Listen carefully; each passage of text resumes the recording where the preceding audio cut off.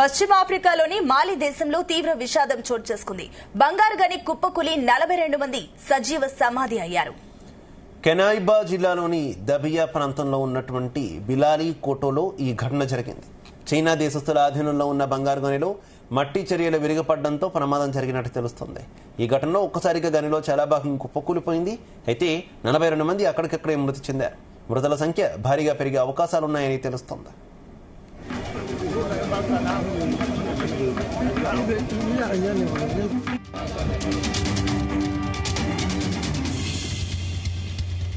అనేక మందికి తీవ్ర గాయాలు కాగా వారిలో కొందరి పరిస్థితి విషమంగా ఉన్నట్లు సమాచారం.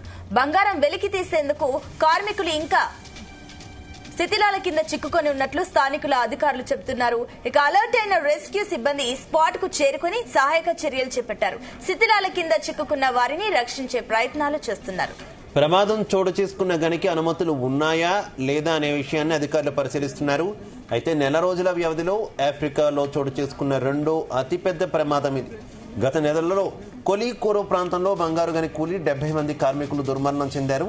మరోవైపు జనవరిలోనూ మాలిలోని బంగారు గనిలో ప్రమాదంలో 10ల సంఖ్యలో కార్మికులు మరణించారు. ఇందులో మహిళలే అధికంగా ఉన్నారు.